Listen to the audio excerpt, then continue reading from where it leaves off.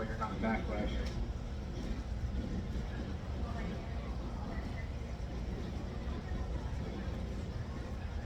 And I'm just going to let this naturally sink to the bottom. I give it about 5-10 seconds each time. Weightless, I've given 1 to 5 feet of water, and 5 to 10 seconds I'm at the bottom. So I just want to be at the bottom. Typically then I'll just feel for structure. I'll just feel for things that are down there, rocks. I'll give it a couple twitches like crawfish. There's one. I feel them on there. Let them let go. It's that lifelike presentation that you're trying to mimic. The more you can mimic something that they're feeding on, the greater your chances of having a successful outing are. Come on, buddy, let go. There we go. I like to fish around a lot of structure, logs, fallen trees, rocks. You just let this thing sit down in there. Crawfish will always tuck themselves back in rocks. So you want your bait to be doing this natural presentation there. When you add weight to this kind of setup right here, the back end of that crawfish will typically sit down first and the claws will be up, give it that more lifelike, like it's aware of the fish almost. It's in defense mode. It knows the fish is there, so it's kind of casting that like, okay, is it you or me? And the bass will typically see it.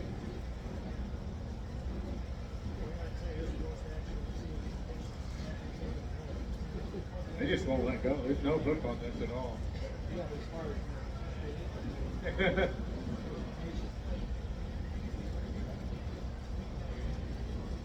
Yep. What's old Walter doing down there? Is he just hiding out? He hasn't been very active these last couple of days. No, I was thinking last night when we shut this place down after they turned the lights off, he was going to be in there harassing the little guys. The walleye down there in the far right. He's down there on the bottom. Should be up against the glass on your side. Yeah, these guys love this crawfish. These are about, it's pretty realistic, you know, when these fish are turned off, whether or not they're in the tank or in the lake, if they're turned off, they're turned off. They probably won't be. But when they're turned on, these are how my days are on the shore, in my kayak, on a boat, with this presentation right here. It's one of my highly effective ways to catch fish. It's one of my favorite ways to catch fish right here. I'm going to switch over to the chatterbait. It's got a trilobite trailer on it. 4.5 inch trailer.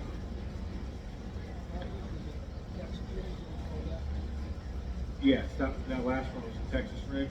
And sometimes, depending on the depth of water, if I'm fishing 1 to 5 feet, no weight, it'll just be, I think that's like a 3/0 bass hook. Gamakatsu is what I run. We've got some on the table over here. And, sorry, your question. Yeah, Texas rig, that's what it was. Typically when I get to 4, 8, 12 feet of water, I'll throw 8 16-ounce cone sinker on my line, just to get it down to the strike zone faster so I'm not killing a bunch of times.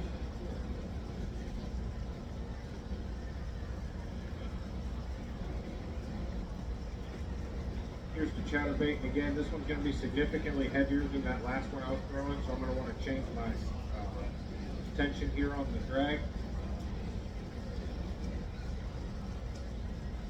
And when you do this, you want to, if you're not familiar with bait casters, you want to click that button on here, and you want your lure to just ever so slightly by itself drop. When you get to that point where you click that button and it just drops, hits the ground, and your reel doesn't backlash, you know your setup's good.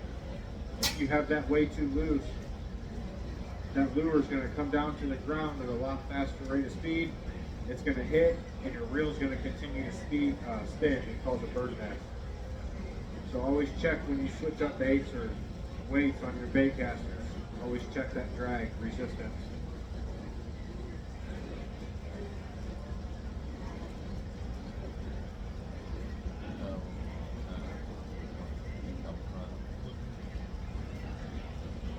This, I'll slow play this. I'll let it fall to the bottom sometimes and just pop, pop.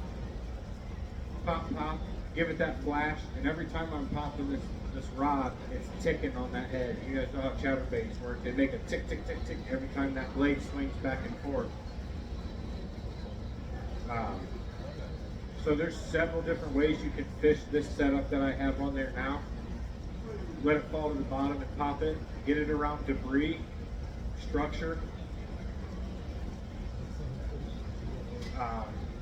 You can fish it in the middle of the column. You can keep a constant reel on this like a swim bait. You can keep it up for a faster strike.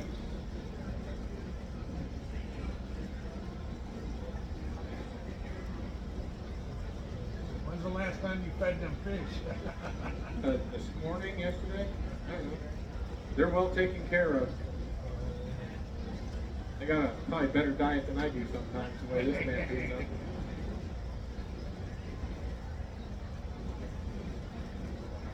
And with something like this, I'm going after that reaction strike. I'm going after the more aggressive, the more bigger fish in my mind with a bigger presentation, a louder noise, something more obnoxious. I'm trying to disrupt that fish, get him to strike just out of curiosity. Overall, this is probably a 5-inch setup. I don't know if you guys are familiar with the Bassmasters or whatnot, but you see those guys nowadays are throwing those 5-6-inch swim baits. They found bigger the bait, bigger the fish is not a hidden secret. They don't always like it. They're not always out to play it. But when they are, typically I'll run those bigger profile baits. And like I said, I play this one several different ways. I speed reel it sometimes and keep it up in the column. I'll bounce it off sunken trees or logs, structure, rocks. I'll let it sink and drift in between cracks.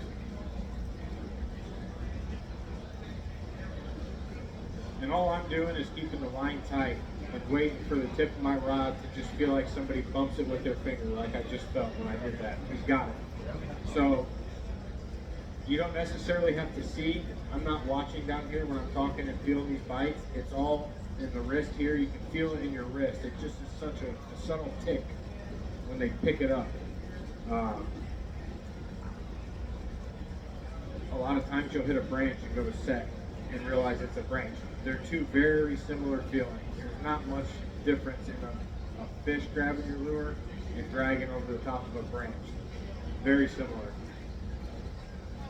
I'll throw this one more time here and then I'll switch over. I think I got my flipping jig with my trilobite on there, or warthog. It's a little bit smaller profile.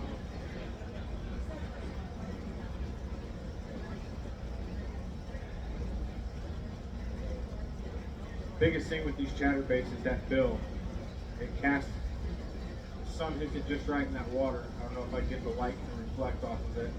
But when that bill reflects in the water, it gets their attention really fast. And they'll center in on that and be right on your bait.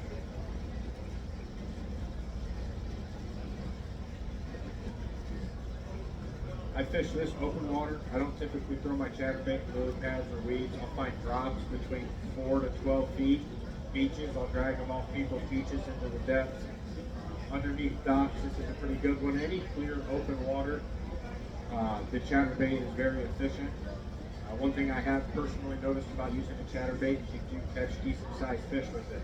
It's a little bit bigger profile and it just attracts bigger fish overall. The little fish will hit it, but you typically get bigger fish on those chatterbaits.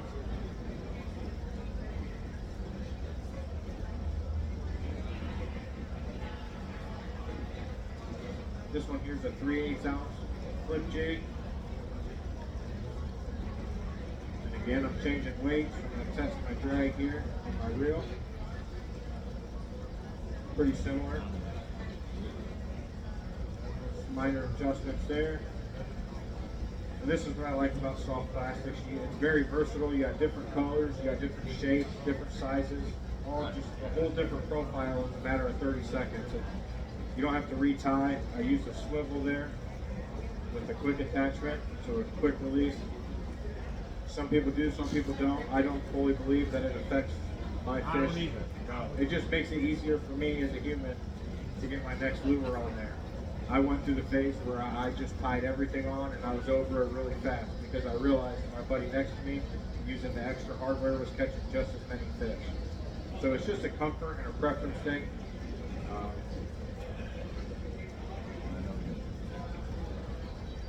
this one right here, I do tend to fish in a lot thicker brush.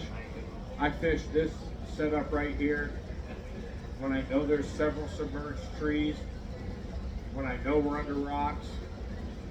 I fish this expecting to kind of get this one hung up, if that gives you an idea of where I'm at in my boat or my kayak. I'm fishing heavy stuff, real thick moss on top of water, real thick lily pads.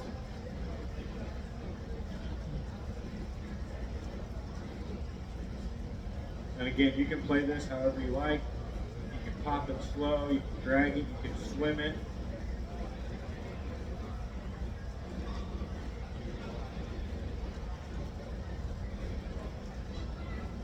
You want to see it?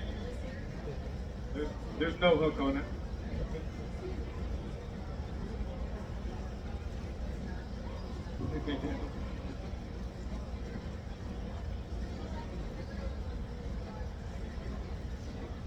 I like to punch lily pads with this setup.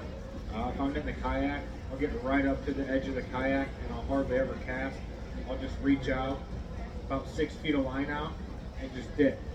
And I'll just constantly, not on the bottom, bring it closer, I'll give you a little bit better presentation. So I'll be sitting in the kayak, 6 feet of line out, find an open spot in the pads, and all I'm doing, 3-4 feet under. Just give it a minute, give it a minute. If you don't have anything, move down 5-6 feet. Several lily pads to fish. There's fish hiding in lily pads everywhere. If there's shade, there's fish. Instantly, well, typically when you're doing this right here, punching lily pads, you'll get the reaction bite. So it's an instinct. They see it drop, they hit it. It's not typically like you wait. If you 10, 15 seconds, you got nothing, next little hole. And the thing I learned is you can drop in a hole 6 inches from the last one you were in.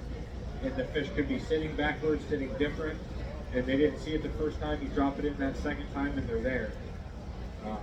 And again, you can go down to the bottom. All I'm doing is pretty much a vertical jig sometimes.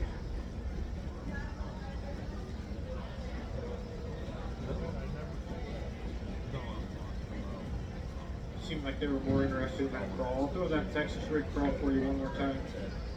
And then switch over and hit the panfish.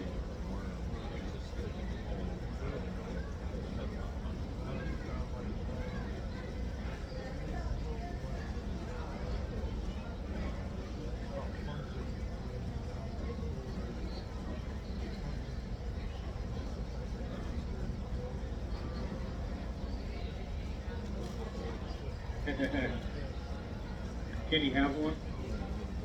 Can you have a bait?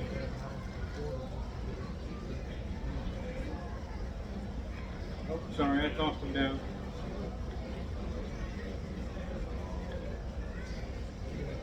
You're welcome.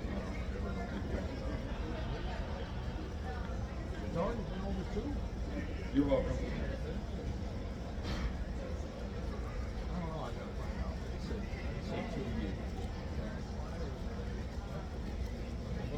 I'm going to try something here, but the minute I think it's not going to work, I'm not going to do it. I don't want to lose the worm in there. It shouldn't come off. I'm not going to fight it too much. This is a wacky rig setup that we discussed earlier with the wrong style hook. Typically it's a lot smaller hook. I run an octopus hook when I do something like this. And typically I run this on an open face, not the bait caster.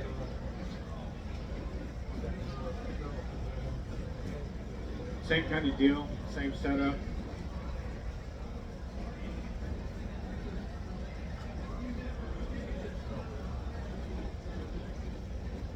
The wacky rig is probably one of the most effective ways to catch bass all year long, except through the ice. It just gives a lifelike presentation of a natural worm falling through the water column. He'll probably swim around with that for a minute until he decides to let go. But the thing I like most about this is the amount of fish you can catch in a day. This wacky rig is, like I said, one of the most efficient ways. A lot of people call it a beginner way. I don't call it necessarily a beginner way because I still use it. I've been fishing my whole life. It's highly effective, and guys just don't Oh, all right. He swallowed it. Sorry, I won't do that again. He'll spit it out. So that right there was the wacky rig setup. Yeah, he swallowed it. He'll end up spitting it out. Yeah, he's probably just got it sitting in his mouth. It'll come out. I had a feeling I shouldn't have done that. When you're not running hooks on your setup, it's a little difficult. I'll dive in there and get that later. This one right here is more of a panfish. I catch perch like this, crappie, bluegill. It's a slip bobber setup, quarter-ounce jig head. And typically I'll start 1 to 3 feet down in the column.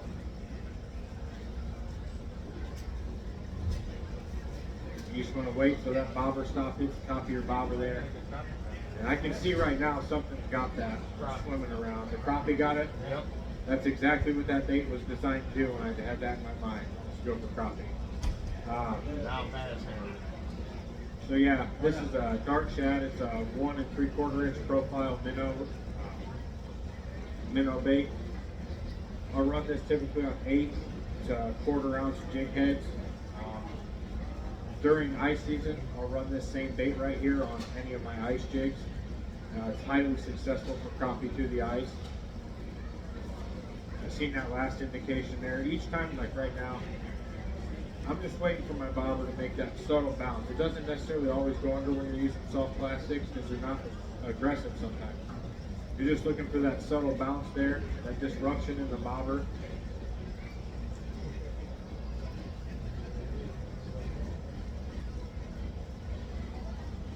Are more of the panfish towards the back there still? Yeah. All right. Yep. Now I'll make it back.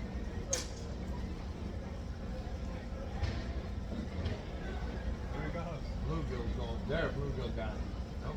Spit it out right. So yeah, and we've got several different small plastics. This is one of my favorite. That's why I brought it up here. If the bite's a little tough, typically I'll run something smaller. We've got smaller profile than this.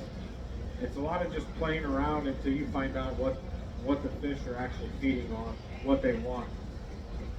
Again, several different colors, shapes, sizes of small plastics. Live bait, typically you just got your minnow, your bee-moth, spike, mousies, and you can't really get much of a variance because they're consistent in size. Soft plastics, you can change size, profile, color, smell, taste, whatever you think they, whatever you believe in at that point. I think they sense smells or taste to a certain extent. Like I said, I run this most of the year, dark shad under any kind of small jig setup, ice fishing, early spring, summertime. I do catch a lot of bass on this setup right here. Does anybody have any questions so far? Anybody familiar with the techniques I've done? That's it, yeah. That's the exact profile. It's called a dark shad. And birthday cake is the color I passed out to you guys from River City Baits. We're right over here behind the trough. Got a booth set up.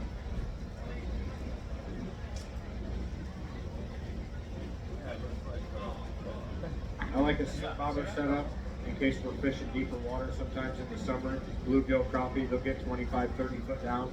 That's why the slip bobber is one of my more effective ways to run, so you don't have 25, 30 foot of line running out. And you can still reel it in.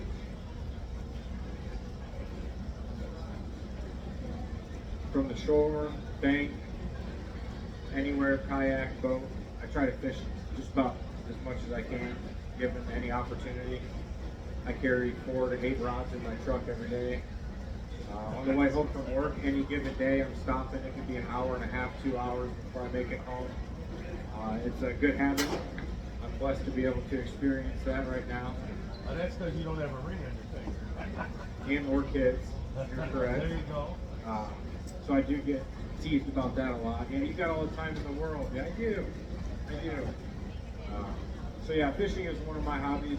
In the last 10 years, I've really put a grasp on and not necessarily just go out and have fun days to fish. I've really tried to study why fish do what they do. Why do I catch on certain days? The very next day it's the same kind of weather and I'm not. Where did they move? Why did they move? Is it the weather? Is it their feeding pattern? There's so many different variables when it comes down to fishing. It's very challenging. I think that's one of the reasons that I like it so much. It's one day you go out and catch a whole limit of crappie, 2 hours, you got the rest of the day to do yard work and everything, right? Some days you'll go out and she's calling you like, hey, I thought you said you're fishing half the day. And then I'm like, well, yeah, half the day is 12 hours. You know, it's 24 hours in a day. So yeah, it just, you never know. And that's what I like about fishing. I'll admit, I go out several times and some days I don't catch a single fish. I wonder what's wrong with me. I'll be in the truck all the way home thinking it's the wrong color, it's the wrong shape, size. Very next day you throw everything you threw the day before and it works. And it just, there's no rhyme or reason to it that I've discovered yet.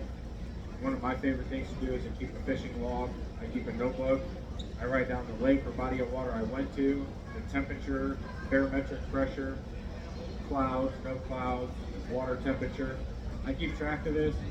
So on rainy days when I'm not fishing, I can go out in my boat, sit there in the garage and hang out. What was I doing on this date? Or if I want to plan a trip, what was the weather like? Were they biting? Were they not? It's accurate to within a couple weeks. I'll say it's pretty accurate as far as spawn, as far as activity, numbers, size, everything. It breaks down to pretty much a 2 to 4 week period where everything is pretty consistent to my logs. So if you do keep a fishing log, you can rely on that. Like I said, I've got several of them over the course of the years that I just, every year I'll start a new one. Any questions, comments? Good idea. Sorry? The log is a good idea. The log is a good idea. The log. Yeah. So I got the aerator system up here, the bubbles and the mic in my air. The logging system is a great idea.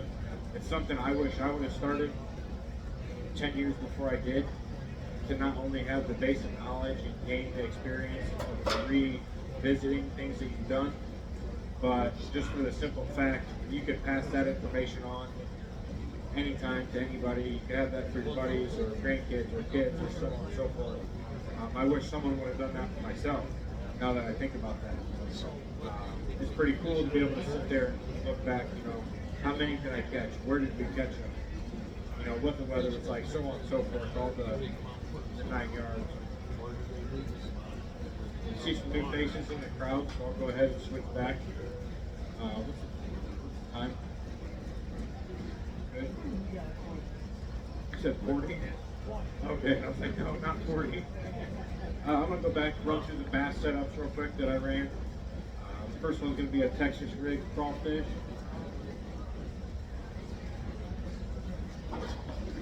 Again, start with the basic hook. I've got a swivel with a quick disconnect. That's kind of what I'm starting with right there.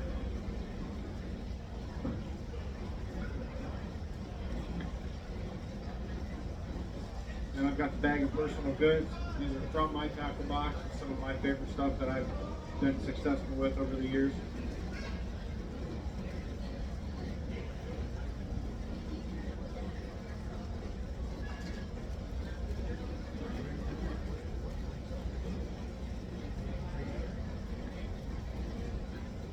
I'm just sending the hook through the back of this plastic here. It's kind of hard to show you guys from up here. Top and the bottom of the plastic. I'm going to send the hook through the bottom of it, about a 1/4 inch, and I'm going to poke the hook out instantly. Slide it up to the top of your hook, just before your swivel. The hook's going to rotate to the bottom of your trawl. I kind of eyeball where I'm going to stick it before I send it through, envision where the hook's going to go, and then I'll center it through to the top. Typically the rest of the hook's on here, it's not cut off. I make mine weedless 100% of the time. And what you do is you sink the hook right through the top ever so slightly, and it's weedless. 1 to 5 feet of water, I'll run this with no weights on it. If I'm going anything beyond 5 feet, 8 to 12 feet of water, I'll have about 16th to an 1/8 ounce cone sinker on there, just to get down faster. Right now I'm adjusting the tension on the spool. That way it doesn't spool on me. I like to fish these crawfish around a lot of structure, submerged trees, rocks.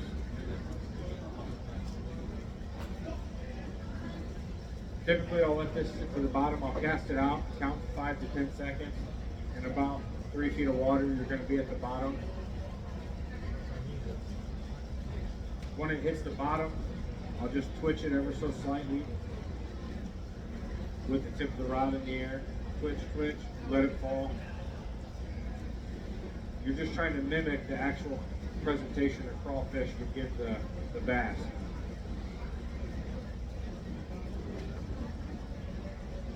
With it being weedless, you can fish this around lily pads, you can fish it around submerged trees, logs, so on and so forth. One thing I like about the plastics here is it's very versatile bait. You can change the color in a matter of 15-20 seconds. If this one isn't working for me, instantly switch to something else. And if the 1/8 ounce cone sinker on here, it's going to sink a lot faster. When it hits the bottom, the crawl's going to sit with the bottom of the crawl, and the claws are going to be in the air. With no weight on there, it'll typically just lay flat until you twitch it.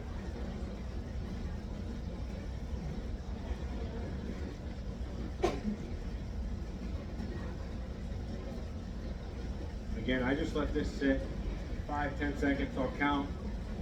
I'll know it's at the bottom, and then I'll start my cadence with the rod. Just tick, tick.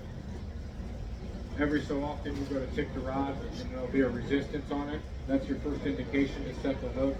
You got a fish.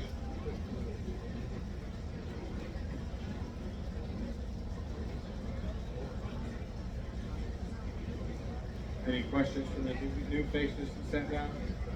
Not yet. This crawfish is one of my favorite baits to use. It pretty much does the work for me. You get it out there in the water, it'll typically catch a fish.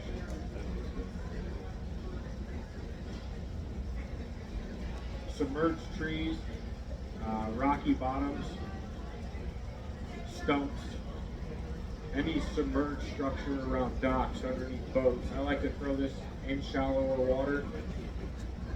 You'll typically get a faster reaction strike out of it.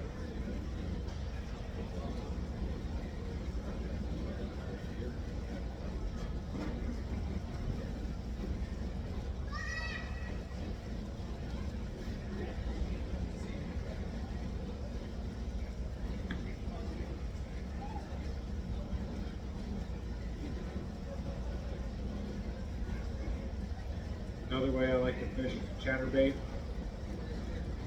Put a little extra meat on there with a trilobite.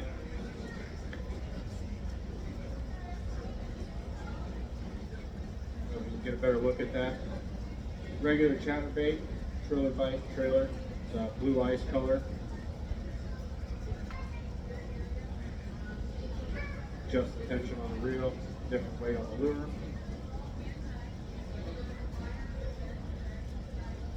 Perfect. And this is going to be a more consistent retrieve. I do let this one sit. It's meant to be reeled though. And you'll feel the tip of that blade will knock. And you'll feel it in the tip of your rod and in your hand that you're holding the rod with. And that consistent knocking is what you're feeling for. If there's any disruption in that knock on your retrieve, typically it's because a fish is clamped onto it.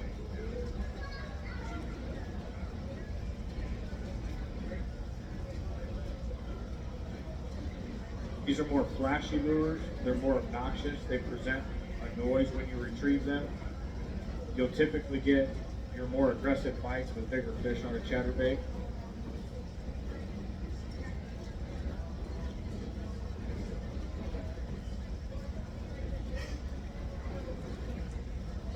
I like to keep this one moving through the water column. Every once in a while, I'll let it sit on the bottom. Give it a twitch, make that blade flash and shake.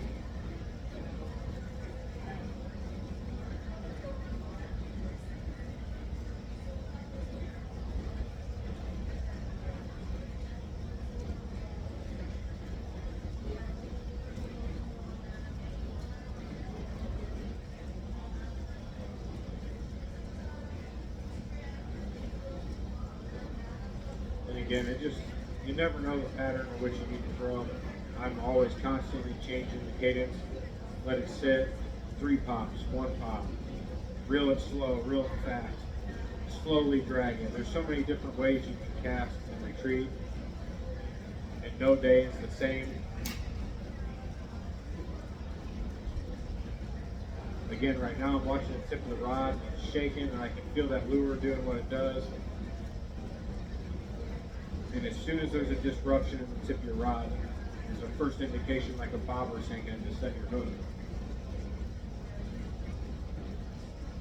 That concludes my presentation to you guys. If you have any further questions, you can find me just behind the trough at the River City Base booth.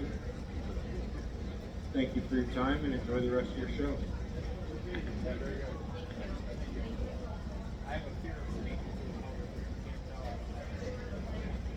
It's a real thing.